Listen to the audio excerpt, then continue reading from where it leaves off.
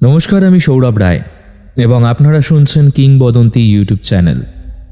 আজ যে নিবেদনটি আপনারা শুনবেন সেটি কোনো গল্প নয়, সত্য ঘটনা থেকে উঠে আসা একটি জলজ্যান্ত নিদর্শন। আগেই আমরা আপনাদের জানাচ্ছি, গল্পটি কোনো ধর্মীয় পলিটিক্যাল পার্টির লোকেদের নিচু করার জন্য বানানো হচ্ছে না। যেটা হয়েছে এবং নিউজ যেটা কনফার্ম করেছে সেটাই তুলে ধরে তার ওপর লেখকের চিন্তাভাবনার রং চড়ানো হয়েছে মাত্র। দয়া করে গল্প শোনার পর কোনোরূপ হিংসা ছড়াবেন না এবং কমেন্ট সেকশনের পাশে থাকা হাইপ বাটনটা ক্লিক করে দেবেন, যাতে এই গল্প আরও বিভিন্ন শ্রোতাদের কাছে পৌঁছানো যায়। শুরু হচ্ছে আমাদের আজকের নিবেদন, সুস্মিতা গোস্বামীর কলমে অন্ধ কানুন।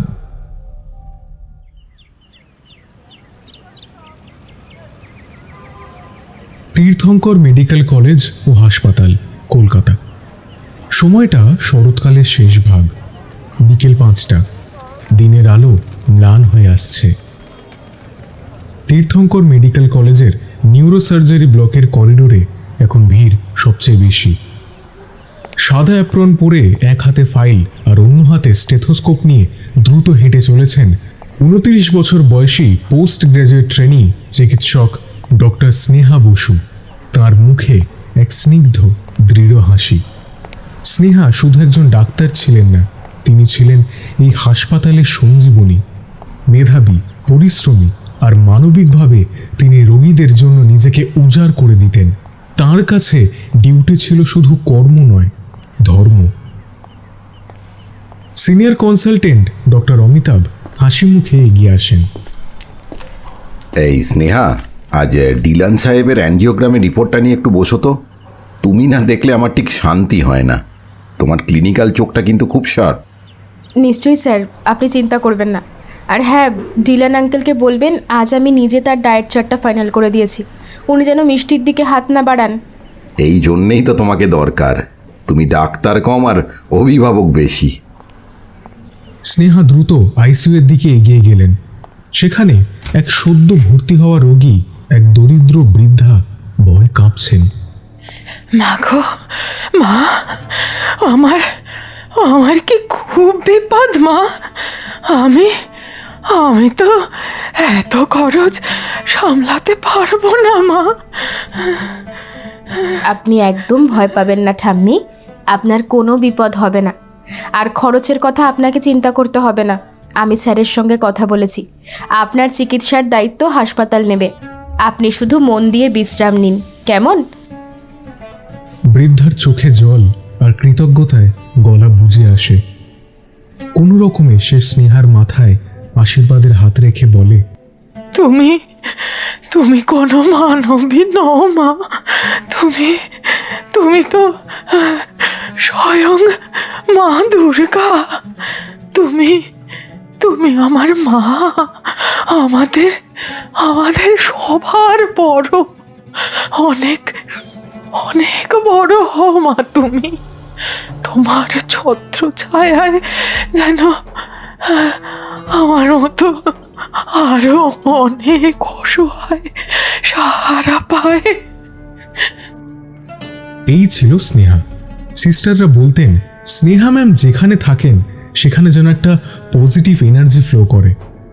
তিনি নিজে মাসের পর মাস মাত্র সামান্য বিরতি নিয়ে কাজ করে যেতেন। কখনো সিনিয়রদের অতিরিক্ত ডিউটির আবদার ফেরাতেন না। কিন্তু এই অতিরিক্ত পরিশ্রমই তার জীবনের কাল হলো। এত ভালো একটা মেয়ে, এত উজ্জ্বল একটা প্রতিভার আলো অচিরেই নিভে গেল। আজও তার ডিউটি ছিল রাত 10টা পর্যন্ত, কিন্তু এরপর সিনিয়রদের অনুরোধে তাকে রাত 1টা পর্যন্ত অতিরিক্ত সময় দিতে হবে। রাত তখন 9:30। হাসপাতাল চত্বরের একটি কোণে ক্যাফেটেরিয়াতে বসে আছেন 3 জন সিনিয়র রেসিডেন্ট চিকিৎসক, ডক্টর পার্থ সমাদ্দার, ডক্টর সুজিত রায় এবং ডক্টর কল্যাণ দত্ত। এর মধ্যে পার্থ সবচেয়ে প্রভাবশালী। সে স্থানীয় বিধায়ক অমল অধিকারীর ঘনিষ্ঠ। এই ত্রয়ী প্রায়শই হাসপাতাল পরিচালনার নিয়মনীতিকে বুড়ো আঙুল দেখাত। সারাদিন এত রোগী বিনা পয়সায় সেবা নিয়ে যাচ্ছে, জাস্ট অসহ্য। আর তাছাড়া আমরা একটা ব্যবসা তো করতে পারছি না, তাই না? ব্যবসাদারদের এত সৎকর্মে মজলে হয় না। কি বা এসব ফালতু জীবসেবা করবে ভাই? আমার আর টানার ইচ্ছে নেই। তুই চিন্তা করিস না, পার্থ তো আছেই, আর তাছাড়া স্নেহা তো আছেই, আমাদের দানবীর দেবী। সবাইকে বিনামূল্যে চিকিৎসা দিয়ে মহান হওয়ার চেষ্টা করছে। হ্যাঁ ঠিকই তো, স্নেহা তো এইসবের রাস্তা দেখিয়ে সবাইকে লোভ দেখাচ্ছে। তা নয়তো কোনো আধারে পাদারে থেকে লোকজন উঠে আসে নাকি এই হসপিটালে? হ্যাঁ মানছি এটা একটা সরকারি হাসপাতাল, কিন্তু তার মানে এটা নয় যে এটা একটা দাতব্য চিকিৎসালয়।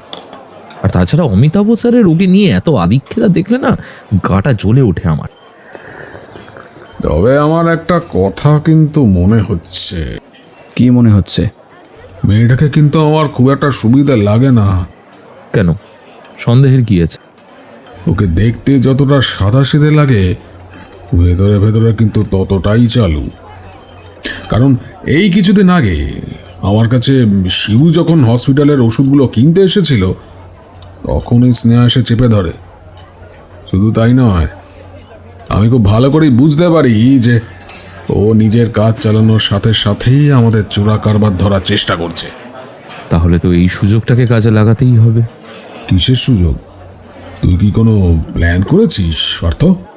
শোন, আজ শুনলাম ওই স্নেহার ওভার ডিউটি ছিল, এখনো হসপিটাল থেকে বেরোয়নি। কারণ আমি ওকে বলেছি খুব বেশি রাত হলে আর ওকে বাড়ি যাওয়ার দরকার নেই, ও যেন সেমিনার হলেই ঘুমিয়ে পড়ে। ওই মালটা নতুন এসে আমাদের সাথে পাঙ্গা নিচ্ছে, একটু রোগড়ে দেখা যাক নাকি? হ্যাঁ তা তো অবশ্যই, সুযোগ তো একদম সম্মুখে উপস্থিত। মেয়েটার এত ভালো নাম, সকলের চোখে এত সৎ হওয়াটাই তো আমাদের জন্য অসহ্যকর। তাই একটু স্বাদ নেওয়া দরকার, যদি আমরাও একটু ওর মতো হতে পারি। আর তাছাড়া যদি সত্যি সত্যি চুনোপুটি আমাদের চোরা কারবারি ধরতে পারে, তাহলে তো খুব মুশকিল। যা বলেছিস। আর এই কাজের জন্য আমাদের শুধু একটা হাতের প্রয়োজন, একজন যে আমাদের দিকে আঙুল তুলতে পারবে না। গোবিন্দ দাসকে তৈরি রাখা আছে। সেমিনার হলের ওই দিকের করিডোরটা রাতে একেবারেই ফাঁকা থাকে। এই এই তোরা কি বলছিস? এই খুন টুন করবি নাকি? চুপ কর, বেশি কথা বলবি না। শুধু একটা কথা মাথায় রাখিস, আমার পেছনে অমল অধিকারী আছে। যদি সামান্য আওয়াজও হয় না, তাহলে তোরা দুজনও ফেঁসে যাবি। শুধু উপভোগ করবি, মুখ খুলবি না। ডন বস্কো ওয়ালি নাইট। ঠিক আছে, ঠিক আছে বস। তাদের নোংরা পরিকল্পনা নিয়ে তারা ক্যাফেটেরিয়া ছেড়ে চলে গেল। ডাক্তারদের আভিজাত্যের আড়ালে লুকিয়ে থাকা এই অন্ধকার দিকটা তখনও কারো কাছে স্পষ্ট ছিল না। রাত 11:45 নাগাদ হাসপাতালের আউটসোর্সড কর্মী গোবিন্দ দাস অন্ধকারে চুপচাপ দাঁড়িয়েছিল। গোবিন্দ স্থানীয় বিধায়ক অমল অধিকারীর সহকারী এবং পার্থ সমাদ্দারের সব অপকর্মের নীরব সাক্ষী। সে আজ রাতে একটি বড় কাজের জন্য অপেক্ষা করছে। গোবিন্দ, তৈরি তো? সব কিছু লক করেছিস তো? আর ওই সিসিটিভিগুলো ঠিক মতো অফ করেছিলিস? হ্যাঁ স্যার, সব করা আছে। সেমিনার হলের ওই দিকের করিডর স্যার, ওটা একদম অন্ধকার। এই নে, সকালে আরও পাবি। শুধু মনে রাখবি এই কাজটা তুই একাই করেছিস। কেউ জিজ্ঞেস করলে বলবি তুই একা ছিলি, বুঝলি? তোর বউ বাচ্চার দিকে তাকা আর মুখটা বন্ধ রাখ। আমরা কেউ এখানে ছিলাম না। স্যার স্যার আমি আমার বউ আমাকে ভুল বুঝবে। ভুল বোঝার কি আছে? তুই হাসপাতালে কাজ করিস, তুই দায়িত্ব নিয়ে রাত জেগেছিলি, আর ওই মেয়েটা বেশি ডিউটি করে সেমিনার হলে ঘুমাচ্ছিল। যা যা যা যা যা, নিজের কাজ কর, আমরা পরে আসছি, যা। পার্থর হাত থেকে টাকাটা নিয়ে গোবিন্দ দেওয়ালে হেলান দিয়ে দাঁড়ালো। সে অসহায়, এই প্রভাবশালীদের বিরুদ্ধে কথা বলার সাহস বা ক্ষমতা তার নেই। সে জানত সেই প্রথম ফাঁসবে, তবুও পরিবারকে বাঁচাতে তাকে এই পাপের সঙ্গী হতে হচ্ছে। রাত 2 বাজে তখন। ডক্টর স্নেহা বসু কম্পিউটারের সামনে বসে শেষ স্লাইডটি তৈরি করলেন। তার চোখ ভারী হয়ে আসছে, মাথা ঝিমঝিম করছে। বিগত 48 ঘন্টার মধ্যে তিনি মোট 6 ঘন্টারও কম ঘুমিয়েছেন। মানব সেবার চরম মূল্য তাকে দিতে হচ্ছে। আর পারছি না, চোখটাও বন্ধ হয়ে আসছে। অমিতাভ স্যার সকালে খুব খুশি হবেন। যাক, অ্যাটলিস্ট কাজটা তো ফাইনালি শেষ হলো। তিনি ল্যাপটপ বন্ধ করলেন, বাইরে তাকালেন। করিডোরে গভীর অন্ধকার। সেমিনার হলের সোফাগুলো বেশ আরামদায়ক। পার্থ সমাদ্দার তাকে ফোন করে বলেছিল, কাজ শেষে বাড়ি ফেরার দরকার নেই, ওখানে বিশ্রাম নাও, কাল ভোরে কাজে লাগবে। স্নেহা বিশ্বাস করেছিলেন, তার মন ছিল সরল। তিনি মানুষের অন্ধকার দিকটা চিনতে পারেননি। তিনি সোফায় গিয়ে গা এলিয়ে দিলেন। তার মনে কোনো ভয় ছিল না। তিনি ভাবতেও পারেননি যে স্থানকে তিনি মন্দির মনে করে পূজা করতেন, সেই স্থানই আজ তার জন্য মৃত্যু ফাঁদ হয়ে উঠবে। ক্লান্ত শরীর, ওভারওয়ার্কড মস্তিষ্ক আর সরল বিশ্বাসে তিনি দ্রুত গভীর ঘুমে তলিয়ে গেলেন। বাইরে তখন তীর্থঙ্কর হাসপাতালের করিডোরে অন্ধকার আর গভীর হয়েছে। আলো নিভে গেছে, আর অন্ধকারের প্রথম ছায়া নিঃশব্দে সেমিনার হলের দরজার দিকে এগিয়ে আসছে।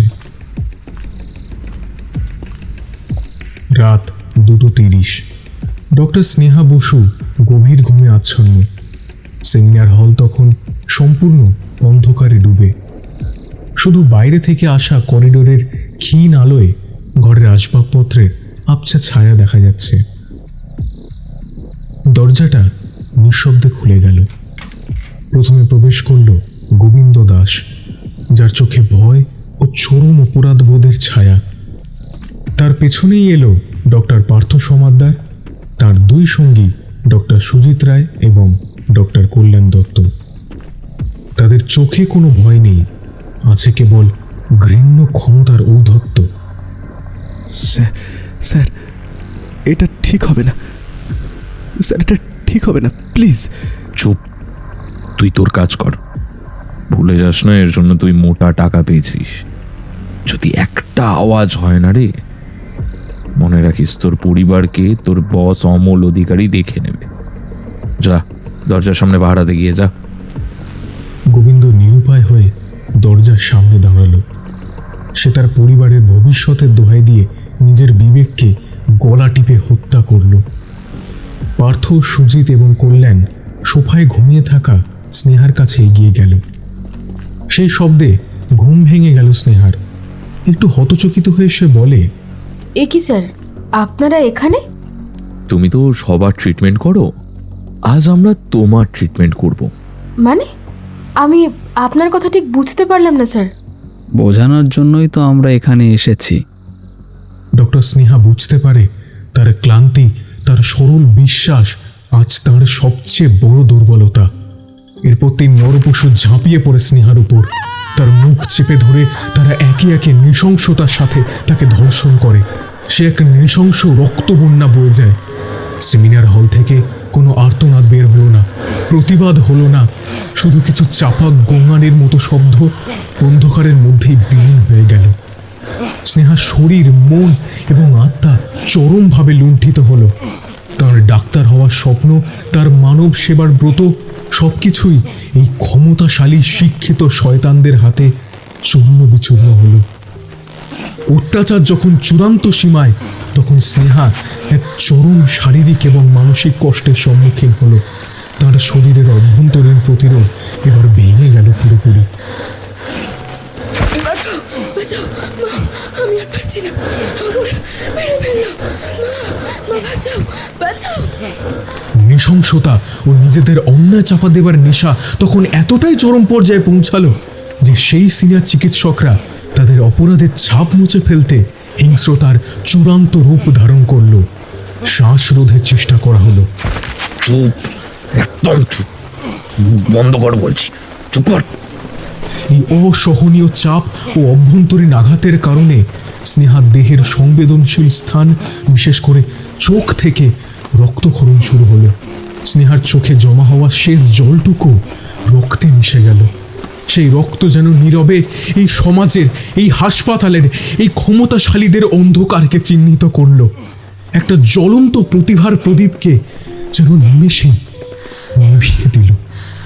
আর স্নেহার ছটপটানি দেখে নরপশুরা এক পৈশাচিক আনন্দ উপভোগ করতে ব্যস্ত। তখন তারা বেশ কিছুক্ষণ ধরে স্নেহার গলা চেপে ধরে রাখার পর নিশ্চিন্ত হয় যে স্নেহার শরীর থেকে প্রাণবায়ু সম্পূর্ণ বেরিয়ে গেছে। পার্থ,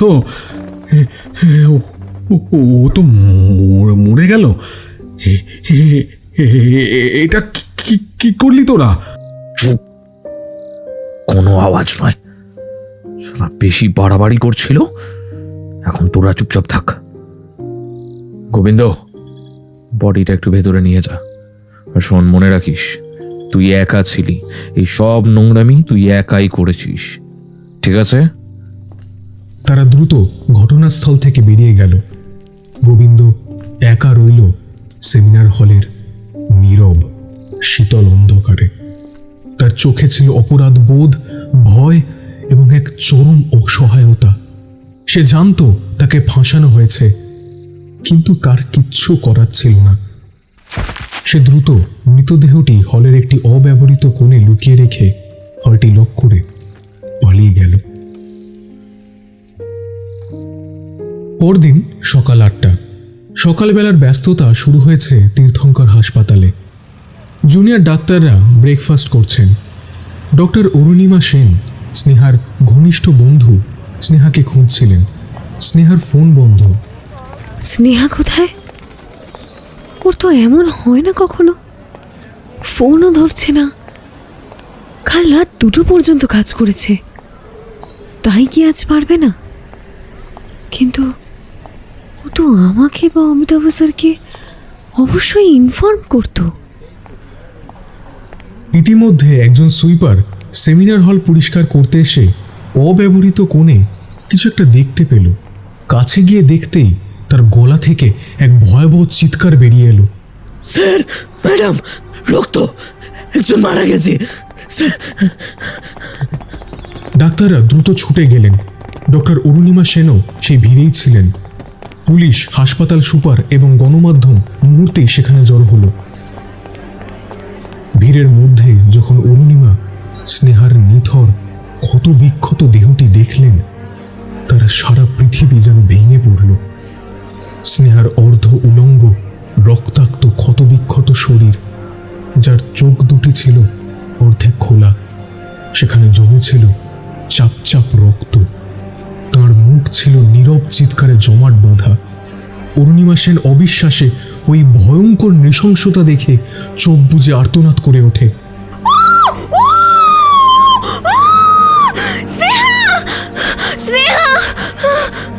এটা তোর কি হলো? কি করে এমন সর্বনাশ হলো তোর? হায় ঈশ্বর, কে করলো তোর এমন সর্বনাশ? স্নেহা! তদন্ত শুরু হলো। পুলিশ দ্রুত ঘটনাস্থল সিল করলো, কিন্তু ডাক্তার অরুণিমা সেন ভিড়ের মধ্যে দূর থেকে দেখলেন ডাক্তার পার্থ সমাদ্দার তার 2 সঙ্গীর সাথে শান্তভাবে দাঁড়িয়ে আছে। তাদের চোখে কোনো শোক নেই, আছে শুধু এক শীতল ঔদ্ধত্য। অরুণিমা খুব ভালো করেই বুঝতে পারলেন এই ঘটনাটি ক্ষমতার চূড়ান্ত অপব্যবহার করে ঠিক কারা করেছে। ডক্টর স্নেহা বসুর নৃশংস খুন ও ধর্ষণের খবর সকালে সূর্য ওঠার আগেই রাজ্যের সমস্ত সংবাদ শিরোনামে ঝড় তুলল। ডাক্তারকে ধর্ষণ ও খুন, নিরাপরাধ নয় তীর্থঙ্কর, মানবতার মৃত্যু, সকলের প্রাণ বাঁচানো, মানুষের প্রাণের কোনো নিশ্চয়তা নেই। এই শিরোনামগুলোতে জ্বলন্ত অক্ষর যেন জনমানুষে আগুন ধরিয়ে দিল। যে তীর্থঙ্কর হাসপাতাল একসময় চিকিৎসার উৎকর্ষের প্রতীক ছিল তা মুহূর্তেই কলঙ্কিত হলো। আমরা এই মুহূর্তে দেখতে পাচ্ছি রাজ্যের অন্যতম সেরা মেডিকেল কলেজ তীর্থঙ্কর হাসপাতালের সামনে জনতা ও পুলিশের মধ্যে ধুমধুমার পরিস্থিতি। জনতা বিচার চাইছেন। তাদের দাবি শুধু অভিযুক্ত নয়, হাসপাতালের গাফিলতির জন্য কর্তৃপক্ষকেও শাস্তি পেতে হবে। এই ঘটনা রাজ্যের স্বাস্থ্য ব্যবস্থার নিরাপত্তা নিয়ে বড় প্রশ্ন তুলে দিয়েছে। জনসাধারণের মনে ক্রোধ ও অবিশ্বাস দানা বাঁধল। যদি রাজ্যের সবচেয়ে নামকরা, সবচেয়ে সুরক্ষিত বলে পরিচিত হাসপাতালে একজন মেধাবী, কর্তব্যপরায়ণ ডাক্তারের এমন পরিণতি হয়, তবে সাধারণ মানুষের নিরাপত্তা কোথায়? খবর দেখে, খবর শুনে জনতারাও অত্যন্ত ক্ষেপে ওঠে। আর কত ধর্ষণের খবর তাদের শুনতে হবে এই জীবনে? কেন এই পশ্চাৎধম অন্যের কোনো ভয়ঙ্কর বিচার নেই? সাধারণ জনগণেরা রাগে ক্রুদ্ধ হয়ে বলে, ছি ছি ছি ছি ছি ছি ছি, এই শহরে মেয়েদের কি হবে? হ্যাঁ, আমরা এত টাকা খরচ করে মেয়েদের ডাক্তার বানাই, আর তারাই হাসপাতালের ভেতরে নিরাপদ নয়। আমি আমার মেয়েকে আর হোস্টেলে রাখবো না। না না না না না না না, যে রাজ্যে মেয়েদের সুরক্ষা নেই সেটা আবার কিসের রাজ্য? ছি, ধিক্কার ধিক্কার এমন রাজ্যকে। সিনিয়র ডাক্তাররাই এর পেছনে আছে। যারা পড়াশোনা করে মানুষের জীবন বাঁচায় তারাই এমন পিশাচের মতো কাজ করছে। এদের ফাঁসি চাই, ফাঁসি। ভেবে দেখো একবার, নিজের কাজ সেরে বেচারা একটু ঘুমোচ্ছিল, তাও বাইরে কোথাও নয়, হসপিটালের ভেতরে, অথচ তারপরেও পশুগুলো মেয়েটাকে ছিঁড়ে খেলো। আরে এখন তো দেখছি মেয়েরা বাইরে নয়, ভেতরেও অসুরক্ষিত, নিরাপত্তাহীন। এ কোন সমাজ এলো বলো তো? তীর্থঙ্কর হাসপাতাল চত্বরে ভিড় বাড়তে থাকলো। সাধারণ জনতা, বিভিন্ন স্বেচ্ছাসেবী সংগঠনের কর্মীরা, এমনকি দূর দূরান্ত থেকে সাধারণ বাবা মায়েরাও এসে ভিড় করলেন। তাদের হাতে ছিল প্ল্যাকার্ড, আমিও তিলোত্তমার বিচার চাই, অন্যায়কারীদের শাস্তি চাই। স্নেহার বাড়ি একটি শহরতলি এলাকায় ছিল। সেখানে স্নেহার বাবা সুধাংশু বসু একজন স্কুল শিক্ষক, মা বীণা বসু গৃহবধূ। তাঁদের একমাত্র সন্তান, তাঁদের গর্ব স্নেহা। তার চলে যাবার খবর যেন মুহূর্তেই তাঁদের জীবনের সমস্ত আলো নিভিয়ে দিল। এটা আমাদের কি অন্যায় হতে দিলে ভগবান? আমার মেয়েটা তো সবার সেবা করত, ও তো কারোর সঙ্গে কোনোদিনও খারাপ কথা বলেনি। ও তো কাল রাতে আমায় বলেছিল, বাবা তুমি চিন্তা করো না, আমার সব ঠিক হয়ে আছে। ওরা কেন আমার মেয়েকে মারলো? কেন? আমার মেয়েটা এভাবে আমাদের ছেড়ে চলে যেতে পারে না। আমি এখনই আমার মেয়ের কাছে যাব। যারা আমার সন্তানকে আমার কোল থেকে কেড়ে নিল, আমি তাদের সবার মৃত্যু দেখতে চাই।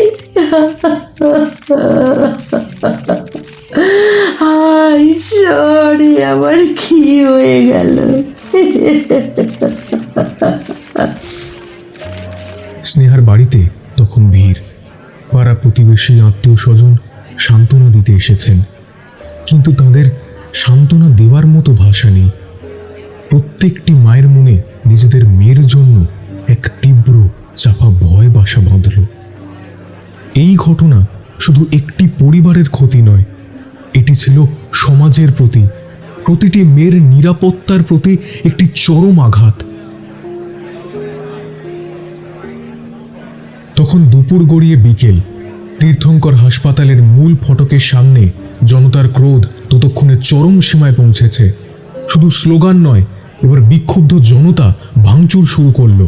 হাসপাতালের কাঁচ, আউটডোরের চেয়ার, এমনকি পুলিশের ব্যারিকেডও ভেঙে দেওয়া হলো। মিথ্যাবাদী পুলিশ, তোমরা আসল দোষীদের ধরনি। ওই সিনিয়র ডাক্তারগুলো, ওরা সব করেছে। যদি 24 ঘন্টার মধ্যে বিচার না হয়, আমরা এই হাসপাতাল জ্বালিয়ে দেবো।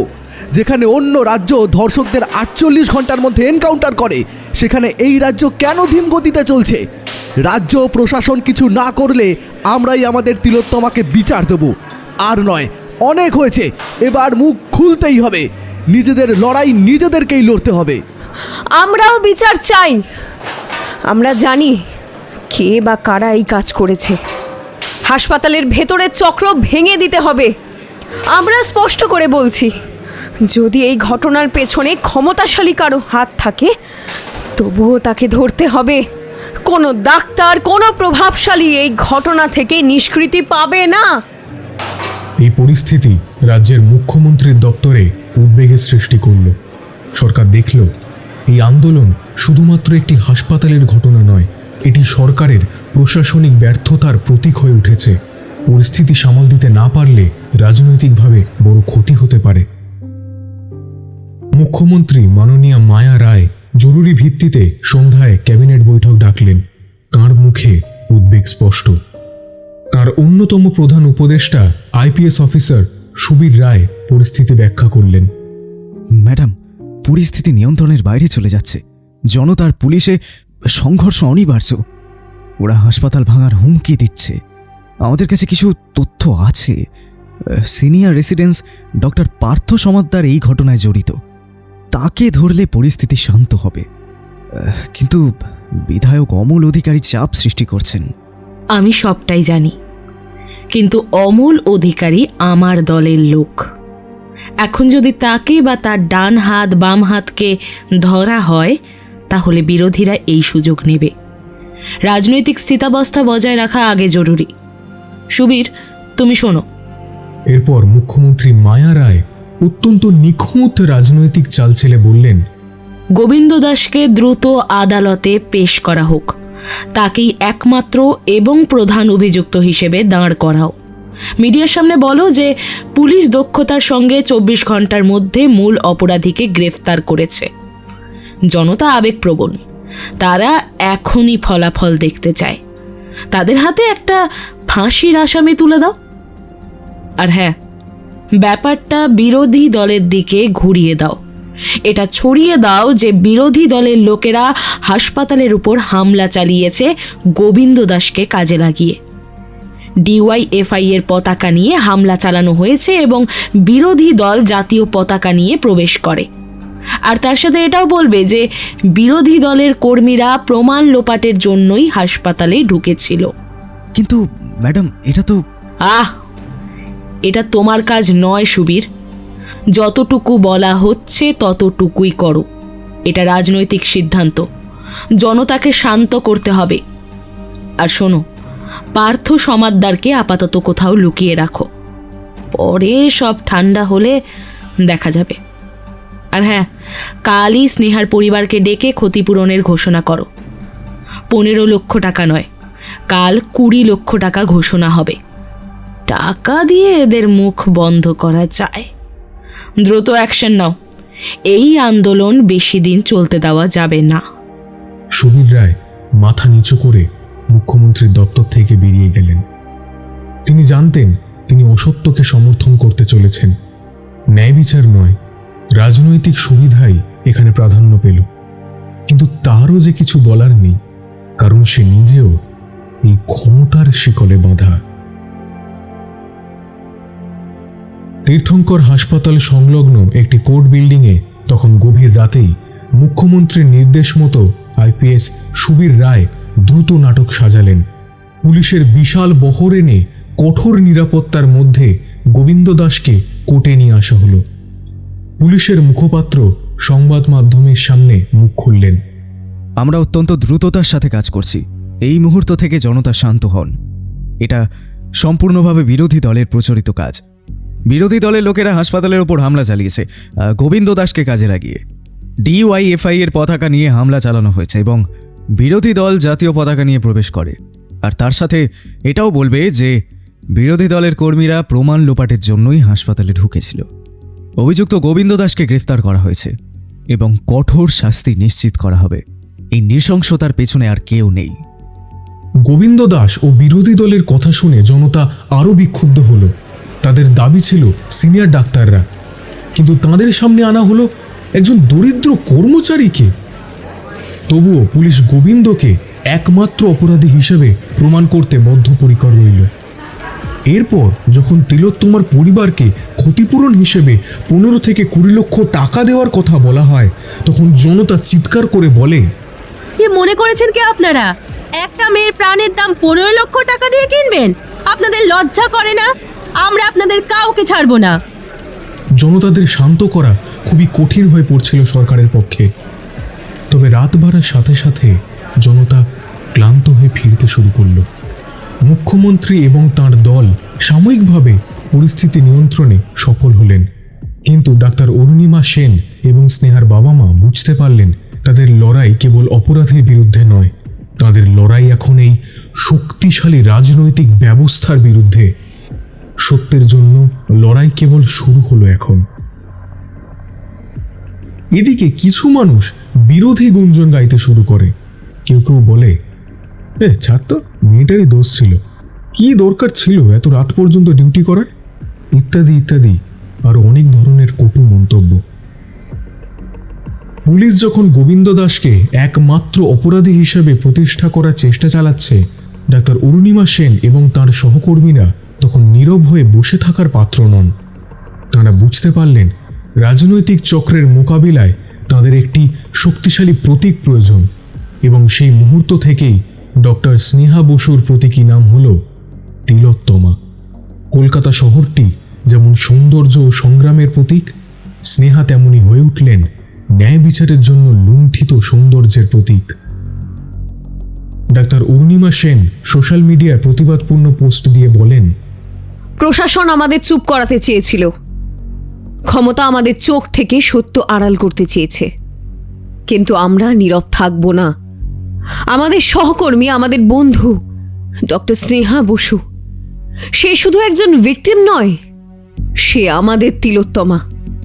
যে শহরে নারী পূজিত হয় সেখানেই তাকে অপমানিত হতে হয়েছে। আমরা তার বিচার না পাওয়া পর্যন্ত কাজ করব না। আপনারা কেউ ভুলে যাবেন না, তার চোখ থেকে জল নয়, রক্ত বেরিয়েছিল। আর সবচেয়ে বড় কথা, এইভাবে চলতে থাকলে আমরা হাজার হাজার তিলোত্তমাকে হারাবো, আর অন্যায়কারীরাও অনায়াসে পার পেয়ে অন্যায় করে যাবে। তাই আমরা সবাই জোর গলায় বলি, We want justice! We want justice!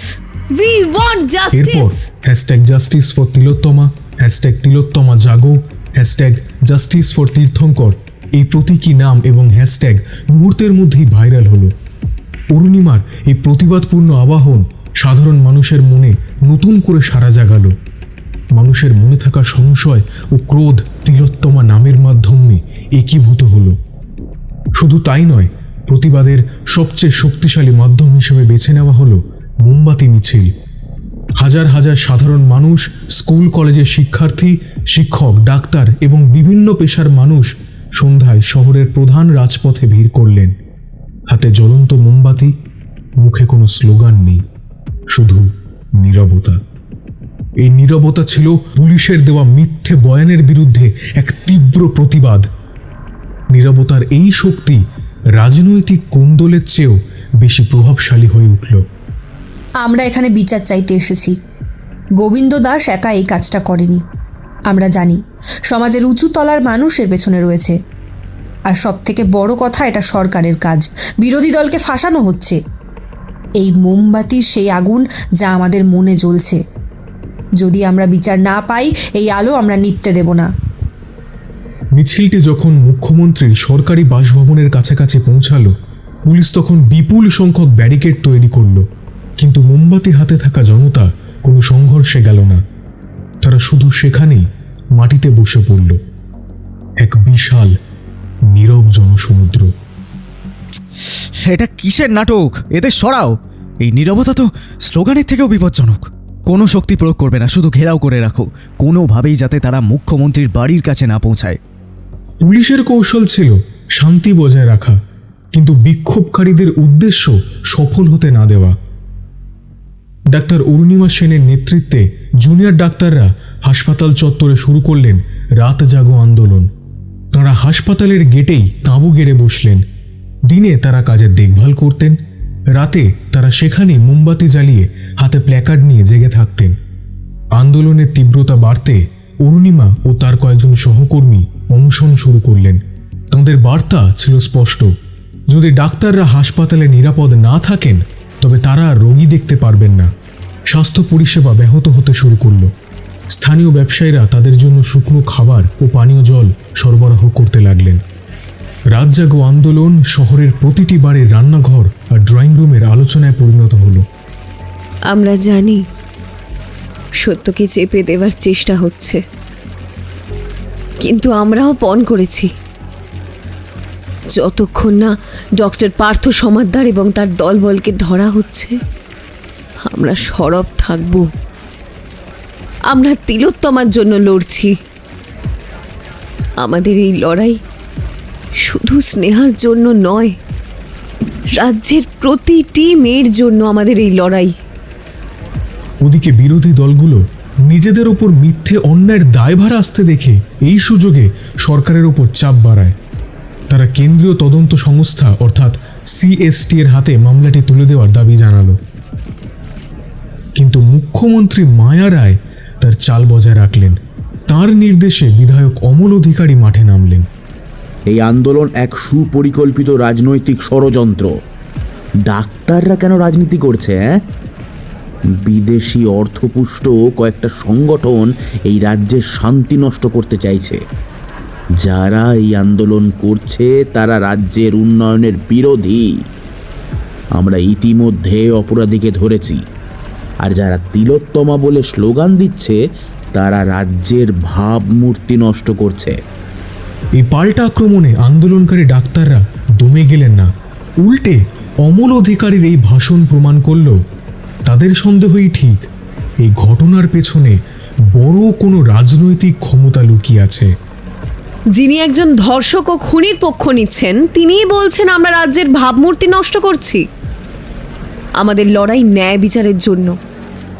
বিধায়ক অমল অধিকারী যেন ভুলে না যান তিনি একজন অপরাধীকে আড়াল করছেন। দিনের পর দিন কেটে যায়, তবুও আসল অপরাধীদের না তো শাস্তি দেওয়া হয় আর না তো তাদের সামনে আনা হয়। রাজনৈতিক ক্ষমতা শুধু তাদের বাঁচাতেই ব্যস্ত। এদিকে রোজকার খবর খুঁটিনাটি সবকিছু থেকে সকলেই জেনে গেছে আসল অপরাধী কে বা কারা। ঘটনার কয়েক সপ্তাহ পর তখনও আন্দোলন চলছে, তবে তা একটু হলেও দুর্বল হতে শুরু করেছে। সাধারণ মানুষের জীবন জীবিকার তাগিদে ভিড় কমেছে। পুলিশ কৌশলে রাত জাগো আন্দোলনের চত্বর সংকুচিত করে ফেলল। ডাক্তার অরুণিমা সেন অনশনে তার স্বাস্থ্য হারাচ্ছেন। আইপিএস সুবীর রায় পর্দার আড়ালে অরুণিমাদের কাছে মধ্যস্থতার প্রস্তাব পাঠালেন। আন্দোলন থামালে ভবিষ্যতে কোনো ক্ষতি হবে না। তবুও তিলোত্তমার জন্য এই লড়াই থামেনি। রাজপথের নীরবতা না মানলেও প্রশাসনিক নীরবতা ছিল আরো ভয়ঙ্কর।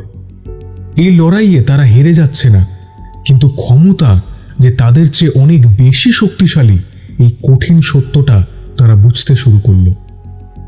তবে এরই মধ্যে এক অদ্ভুত ব্যাপার ঘটে। মুখ্যমন্ত্রী ঘটনার 1 মাস পর এই ব্যাপারটাকে দুর্ঘটনা বলে দাবি করেন, যা জনতাকে আরও রাগিয়ে দেয়। আপনারা কি মেডিকেল সায়েন্সের উপর চলেন নাকি? যেখানে ফরেন্সিক রিপোর্টে বলা হচ্ছে মেয়েটাকে গ্যাংরেপ করা হয়েছে, সেখানে আপনি এটাকে দুর্ঘটনা বলছেন? বাহ বাহ বাহ বাহ, অসাধারণ। আপনি নিজে একজন মহিলা হয়ে অপর একটা মহিলার ধর্ষণের বিচার না করে ধর্ষকদের শাস্তি না দিয়ে টাকার মাধ্যমে ক্ষতিপূরণ দিচ্ছেন। এখন আবার ঘটনার 1 মাস পর বলছেন এটা দুর্ঘটনা। ইয়ার কি পেয়েছেন নাকি ভেবেছেন যে যা খুশি তাই বললেই আমরা সেটা গিলে নেব? গোটা রাজ্যে আগুন জ্বলে ওঠে এবার। মোমবাতি মিছিল, সোশ্যাল মিডিয়ায় পোস্ট থেকে শুরু করে হসপিটালে ধর্ণা, মুখ্যমন্ত্রীর পদত্যাগ নিয়ে মিম, কবিতা, গল্প, ছবি সব কিছু বেরোতে শুরু করে। সংবাদ মাধ্যমে একটার পর একটা গরম খবর বেরোতে থাকে। চলতে থাকে ক্লান্তিকর তদন্ত পদ্ধতি, যেন ইচ্ছাকৃতভাবেই দোষীদের আড়াল করা হচ্ছে, ইচ্ছাকৃতভাবেই তদন্তকে ধীর গতিতে চালানো হচ্ছে। আর এর ফলে সিবিআই মহলের উপরেও জনগণের সন্দেহ ও অবিশ্বাস জন্মায়। আর স্নেহার অসহায় বাবা মা শুধু কেঁদে বুক ভাসায়। তারা দেখে যে মেয়েটার উজ্জ্বল নাম, উজ্জ্বল মুখ চারিদিকে বেরোনোর কথা ছিল, সেই জায়গায় সেই মেয়েরই নামটাই আজ নেওয়া যাচ্ছে না। মুখ ঢাকা তার, যেন অপরাধী নয়, যার উপর অপরাধ করা হয়েছে সে লজ্জিত। অনেক বাবা মা কাঁদতে থাকে নিজেদের মেয়েদের চাকরির কথা ভেবে। তারা এই ঘটনার পর অনুভব করে যদি তাদের ঘরের মেয়েদের সাথেও এমন হয়। হাসপাতালের সেমিনার রুমের মতো জায়গায় কিনা এমন অন্যায়, তাও আবার সরকারের লোকের দ্বারা হওয়া, এই যেন মেনে নেওয়া যায় না। বৃদ্ধ মানুষেরা লজ্জায় ঘৃণায় কথা বলা বন্ধ করে দিয়েছেন, খবর পড়া, খবর দেখা, খবর শোনা পর্যন্ত বন্ধ করে দিয়েছেন। কি হবে এই ঘুম ধরা রাজ্যের খবর দেখে? কি হবে এই ধসে পড়া প্রশাসনিক ব্যবস্থার খবর শুনে? এখন শুধু মৃত্যুর অপেক্ষা করছেন তারা। তিলোত্তমা আন্দোলন যখন দীর্ঘায়িত হচ্ছিল এবং মুখ্যমন্ত্রী মায়ারের ভাবমূর্তি ক্ষুণ্ণ হচ্ছিল, তখন সরকার চূড়ান্ত দমন পীড়নের পথ বেছে নিল। মুখ্যমন্ত্রীর নির্দেশ ছিল আন্দোলন এখনই ভাঙতে হবে। এবার আর নরম হাতে নয়, দ্রুত অ্যাকশন চাই। মনে রাখবেন, হাসপাতাল চলছে না, রোগীর মৃত্যু হচ্ছে। ডাক্তারদের অবশ্যই কাজে ফিরতে হবে। আজ রাতেই অ্যাকশন হবে। মধ্যরাতে যখন রাত জাগো আন্দোলনে ক্লান্ত ডাক্তাররা এবং হাতে গোনা কিছু সমর্থক ঘুমিয়েছিলেন, তখন বিপুল সংখ্যক পুলিশ বাহিনী হাসপাতাল চত্বর ঘিরে ফেলল। হাসপাতালের চেম্বারটা খালি করুন এখনই। এটা বেআইনি জমায়েত। যারা কাজে ভিড়তে চান তারা কর্তৃপক্ষের সঙ্গে যোগাযোগ করুন। এক্ষুনি খালি করুন। পুলিশ জোর করে তাঁবুগুলো উপড়ে ফেলল এবং ব্যানারগুলো ছিঁড়ে দিল। ডাক্তার অরুণিমা সহ বেশ কয়েকজন আন্দোলনকারী নেতাকে বলপূর্বক তুলে নিয়ে যাওয়া হলো। তাদের বিরুদ্ধে আইন শৃঙ্খলা ভঙ্গ এবং জরুরি পরিষেবা ব্যাহত করার অভিযোগ আনা হলো। আপনারা সত্যকে ঢাকতে চাইছেন, আপনারা অপরাধীদের আড়াল করছেন। হ্যাঁ, এই দমন পীড়ন প্রমাণ করে আপনারা কতটা ভয় পেয়েছেন। এই কণ্ঠস্বর আপনারা বন্ধ করতে পারবেন না। পুলিশ এই দৃশ্য কোনো সংবাদ মাধ্যমকে ক্যামেরাবন্দি করার সুযোগই দিল না। পরদিন সকালে সংবাদপত্রের এক কোণে ছোট্ট করে একটা খবর বেরোলো, পুলিশি হস্তক্ষেপে তীর্থঙ্করে স্বাভাবিক পরিষেবা ফিরল। রাজনৈতিক মহল থেকে বিরোধী দলগুলি এবং আন্দোলনকারীরা বারবার দাবি জানিয়েছিল মামলাটি কেন্দ্রীয় বিশেষ তদন্ত দল সিএসটি এর হাতে দেওয়া হোক। তাদের বিশ্বাস ছিল রাজ্যের তদন্তকারী সংস্থা রাজনৈতিক চাপের কাছে মাথা নত করেছে। মুখ্যমন্ত্রী মায়া রায় এই দাবি সরাসরি প্রত্যাখ্যান করলেন। আমাদের রাজ্যের পুলিশ যথেষ্ট দক্ষ। যারা কেন্দ্রীয় তদন্ত চাইছে তারা আসলে আমার সরকারকে বদনাম করতে চাইছে। আমাদের তদন্তে কোনো গলদ নেই। অভিযুক্ত গোবিন্দ দাস ধরা পড়েছে, তার বিচার হবে। যারা এই মামলাকে টেনে নিয়ে যেতে চাইছে তাদের উদ্দেশ্য অসৎ। আমি কোনোভাবেই রাজ্যের তদন্তকে ছোট হতে দেব না। মুখ্যমন্ত্রীর এই দৃঢ় অবস্থান প্রমাণ করল তিনি কোনোভাবেই ডাক্তার পার্থ সমাদ্দার ও বিধায়ক অমল অধিকারীর প্রভাব বলায় ভাঙতে রাজি নন। কেন্দ্রীয় তদন্তের দাবি প্রশাসনিক ফাইলে যথারীতি স্থায়ীভাবেই চাপা পড়ে গেল। আন্দোলন স্তীমিত হওয়ার সাথে সাথেই অভিযুক্তদের মদতদাতা সিনিয়র চিকিৎসকরা এবং হাসপাতালের পদস্থ কর্মকর্তারা স্বস্তির নিঃশ্বাস ফেললেন। পার্থ সমাদ্দার ও তার সঙ্গীরা যারা এতদিন গা ঢাকা দিয়েছিল, এবার তারা চুপিসারে হাসপাতালে ফিরতে শুরু করল। কর্তৃপক্ষ তাদের বিরুদ্ধে কোনো শাস্তিমূলক ব্যবস্থা তো নিলই না, বরং তাদের অনুপস্থিতির কারণ হিসেবে অসুস্থতা দেখানো হলো। গত কয়েক সপ্তাহে যা হয়েছে তা অত্যন্ত দুর্ভাগ্যজনক, কিন্তু এখন থেকে কোনো রকম আন্দোলন বা কর্মবিরতি আমরা কিন্তু বরদাস্ত করব না। আর ভবিষ্যতে কেউ যদি এই প্রতিষ্ঠানের বিরুদ্ধে যায় তার রেজিস্ট্রেশন বাতিল করা হবে। আপনারা জানেন পিজিআই হিসেবে আপনাদের ভবিষ্যৎ কিন্তু আমাদের হাতে। তাই যান, কাজে মন দিন। এই হুমকির ফলে ডাক্তার অরুণিমা সেনের সহকর্মীরা ভয় পেয়ে গেলেন। তাদের ভবিষ্যৎ, তাদের ডিগ্রি সবই সিনিয়রদের এবং কর্তৃপক্ষের হাতে। তারা অনিচ্ছা সত্ত্বেও মাথা নিচু করে সম্পূর্ণভাবে কাজে ফিরতে বাধ্য হলেন। তিলোত্তমার জন্য তাদের ব্যক্তিগত লড়াই শুরু হলো, কিন্তু জনসমক্ষে প্রতিবাদের কণ্ঠ স্তব্ধ হলো। আন্দোলন ভাঙার এক সপ্তাহ পর রাজনৈতিক কৌশল যখন সব দিক থেকে সফল, তখন মুখ্যমন্ত্রীর পাঠানো 20 লক্ষ টাকার ক্ষতিপূরণের চেকটি স্নেহার বাবা মায়ের সামনে রাখা হলো। বিধায়ক অমল অধিকারীর সহকারী অত্যন্ত বিনয়ের সঙ্গে সে চেকটি নিয়ে এসেছিলেন। স্নেহার বাবা সুধাংশু বসু প্রথমে শক্ত হয়ে দাঁড়িয়েছিলেন, আমরা টাকা চাইনি, আমরা বিচার চেয়েছিলাম। আপনারা আমার মেয়েকে কেড়ে নিলেন। আমার মেয়ের খুনিরা বাইরে ঘুরে বেড়াচ্ছে। দেখুন স্যার, মুখ্যমন্ত্রী আপনাদের কষ্ট বোঝেন। এই টাকা আপনার মেয়ের জীবন ফেরাতে পারবে না, কিন্তু আপনাদের ভবিষ্যতে নিরাপত্তা দিতে পারবে। মামলা চলতে থাকবে, কিন্তু আপনারা এখন অসহায়। এই টাকা শুধু সরকারি সাহায্য, কোনো আপোষ নয়। আপনি মাননীয় মুখ্যমন্ত্রীর এই সহযোগিতাটা প্রত্যাখ্যান করবেন না। বীণা বসু, স্নেহার মা, যিনি শোকে অর্ধ উন্মাদ প্রায়, শেষ পর্যন্ত ভেঙে পড়লেন। তিনি দেখলেন তার মেয়ের জন্য লড়ে যাওয়া ডাক্তারদের মুখ বন্ধ হয়ে গেছে, আর কোনো পথ খোলা নেই। সুধাংশু, নাও, আর কত লড়বো? আমাদের আর কেউ নেই, সব লড়াই শেষ। এই টাকা দিয়েই ওর নামে কিছু একটা গড়ে তুলবো। অন্তত আমরা শান্তিতে ওকে স্মরণ করতে পারবো। এই সমাজ ওকে ন্যায় দিতে পারেনি।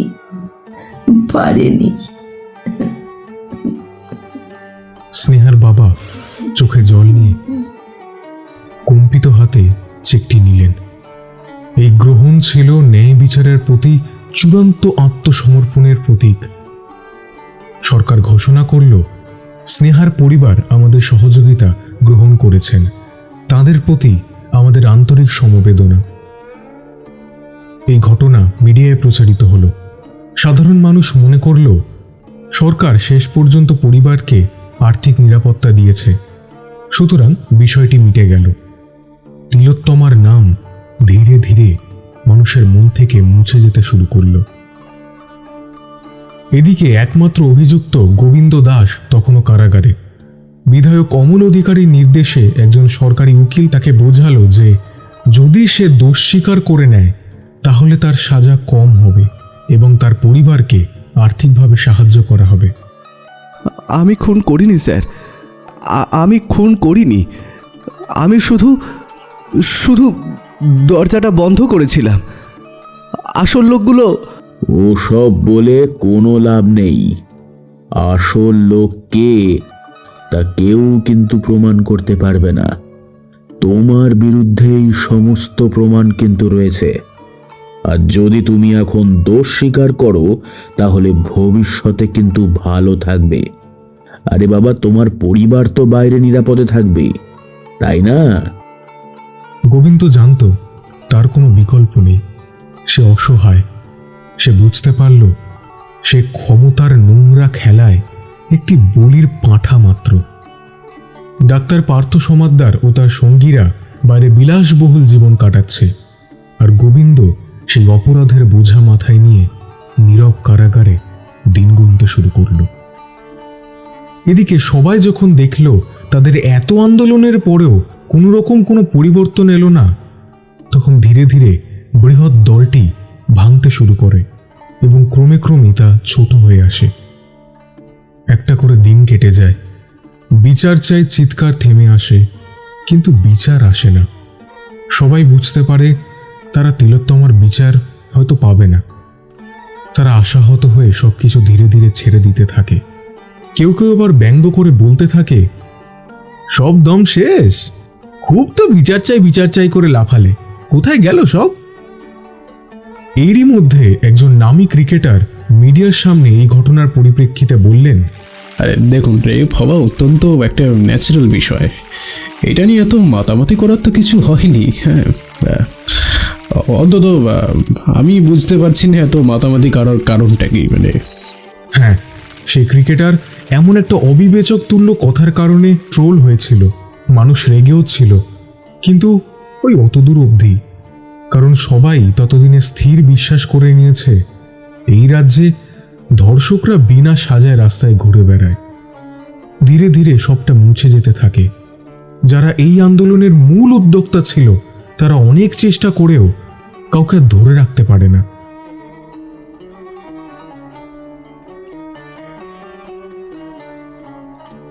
5টা বছর কেটে গেছে।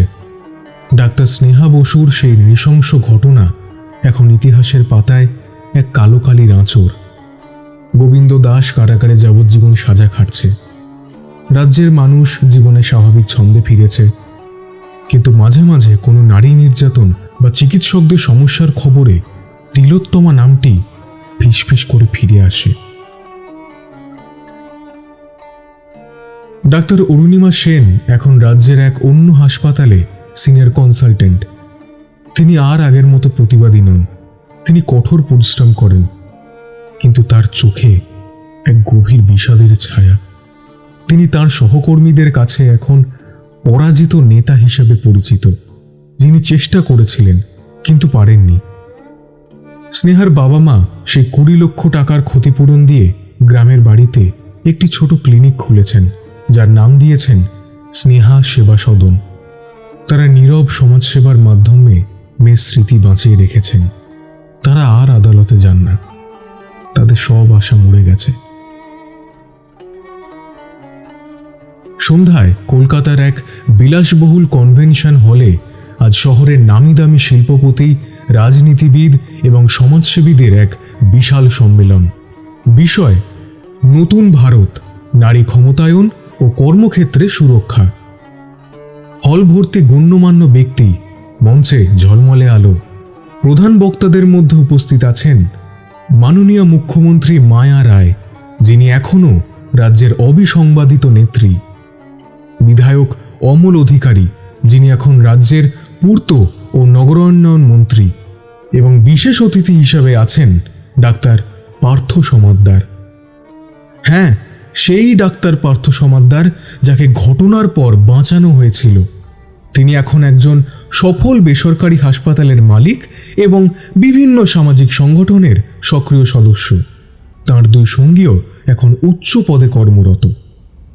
আমি আপনাদের বলতে চাই, আমি নিজেকে ভাগ্যবান মনে করি যে এমন একটা সমাজে আমি বাস করি যেখানে সরকার নারীদের নিরাপত্তা নিয়ে এতটা সচেতন। আমাদের হাসপাতাল নারী চিকিৎসকদের জন্য সবচেয়ে নিরাপদ কর্মক্ষেত্র। আমরা ডক্টর স্নেহা বসুর সেই দুর্ভাগ্যজনক ঘটনার পর শপথ নিয়েছিলাম আর এমন হতে দেব না, এবং সেই শপথ আমরা পালন করেছি। দর্শক আসন থেকে হাততালির ঝড় উঠল। ভণ্ডামির এমন নগ্ন প্রদর্শনী দেখে অনেকে শিউরে উঠল না, বরং পার্থকে অনুসরণ করতে শুরু করল। এরপর মঞ্চে এলেন মুখ্যমন্ত্রী মায়া রায়। আমরা অপরাধের ক্ষেত্রে কোনো আপোষ করি না। আমরা প্রমাণ করে দিয়েছি আমাদের প্রশাসন কতটা দ্রুত পদক্ষেপ নিতে পারে। ডক্টর স্নেহা বসুর ঘটনা ছিল এক ব্যতিক্রম, কিন্তু আজ আমরা গর্বিত যে আমার রাজ্যে প্রতিটি নারী সুরক্ষিত। আমাদের উন্নয়নের পথে যারা বাধা দেয় তাদের কোনো স্থান হয় না। আমাদের সরকার ন্যায় বিচারের প্রতীক। মঞ্চের নিচে ক্যামেরার ভিড় থেকে একটু দূরে নীরবে দাঁড়িয়েছিলেন আইপিএস সুবীর রায়, যিনি এখন ডিআইজি পদমর্যাদার অফিসার। তিনি মঞ্চের দিকে তাকালেন। তিনি জানতেন তার পদোন্নতি এই মিথ্যাকে ধামাচাপা দেওয়ারই পুরস্কার। তার চোখের কোণে ছিল তীব্র অনুতাপ। মঞ্চের এক কোণে ভিড়ের মধ্যে ছিলেন ডাক্তার অরুণিমা সেন। এক সাংবাদিক বন্ধুর অনুরোধে তিনি অনুষ্ঠানে এসেছিলেন। মঞ্চের দিকে তাকিয়ে তিনি জমে গেলেন। 5 বছর আগে যাকে তিনি ধর্ষক ও খুনি হিসেবে চিহ্নিত করেছিলেন, সে আজ দাঁড়িয়ে আছে সমাজে সম্মানীয় ব্যক্তি হিসেবে। আর যে অসহায় লোকটা মিথ্যা দোষ নিয়ে সাজা খাটছে, সে তখন অন্ধকারে। তার চোখ পড়ল মঞ্চের পেছনে থাকা অনুষ্ঠানের মূল ব্যানারে, যেখানে বড় বড় করে লেখা, ন্যায় বিচারই আমাদের শক্তি। ন্যায় বিচার? এই ভণ্ডামি, এই প্রতারণা। তিনি দ্রুত তার ফোন বের করে সেই মঞ্চের একটি ছবি তুললেন, যেখানে পার্থ সমাদ্দার, অমল অধিকারী এবং মুখ্যমন্ত্রী একই ফ্রেমে হাসছেন। তিনি সঙ্গে সঙ্গে ভিড়ের দিকে তাকালেন, যারা হাততালি দিচ্ছে। আপনারা কাকে হাততালি দিচ্ছেন? কাকে সম্মান জানাচ্ছেন আপনারা? তার কণ্ঠস্বর হলরুমের হাততালির মাঝে চাপা পড়ে গেল। কেউ শুনল না, কেউ দেখল না। তিনি বুঝলেন তার প্রতিবাদ আর কোনো কাজে দেবে না। অরুণিমা যখন ক্ষোভে ভেঙে পড়ছেন, ঠিক তখনই তিনি একদল তরুণ ছাত্রছাত্রীকে দেখলেন। তারা তীর্থঙ্কর কলেজের নতুন ব্যাচ। তারা মনোযোগ দিয়ে মুখ্যমন্ত্রীর ভাষণ শুনছে। অরুণিমা তাদের কাছে গেলেন। তোমরা কি জানো এখানে 5 বছর আগে কি হয়েছিল? তোমরা কি ডক্টর স্নেহা বসুর নাম শুনেছো? স্নেহা বসু, হ্যাঁ শুনেছি তো। উনি তো খুব বড় একজন ডাক্তার ছিলেন। তারপর কি যেন এক দুর্ঘটনা হয়েছিল।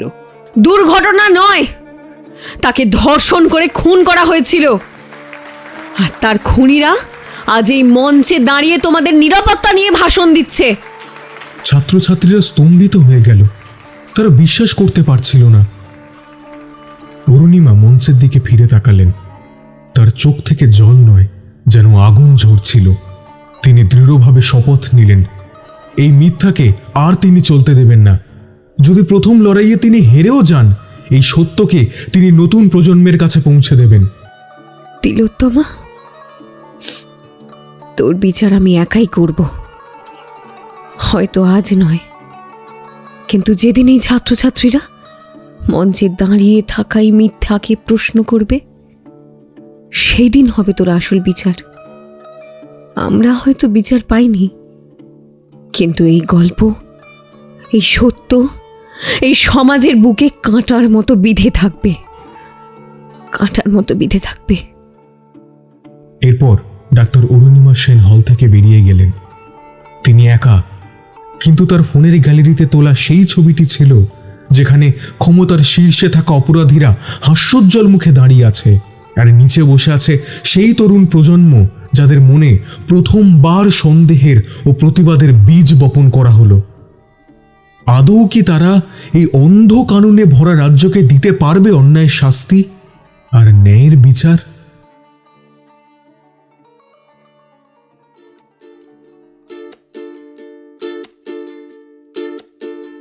এ কেমন রাজ্য বলো, কে খারাপ কে বা ভালো, ভালো মানুষ অন্ধকারে, অমানুষী আলোর দ্বারে। এ কেমন হচ্ছে খেলা, চারিদিকে কষ্ট মেলা, কে কোথায় যাচ্ছি বেশে, থামবো কোথায় অবশেষে। রাজার রাজ্যে সবাই গোলাম, করতে হবে রাজার সুনাম, না হয় তোমার কল্লা যাবে, বিরাট কঠিন শাস্তি পাবে। এ কেমন রাজ্য বলো, কে খারাপ কে বা ভালো, ভালো মানুষ অন্ধকারে, অমানুষী আলোর ধারে। এ কেমন হচ্ছে খেলা, চারিদিকে কষ্ট মেলা, কে কোথায় যাচ্ছি বেশে, থামবো কোথায় অবশেষে।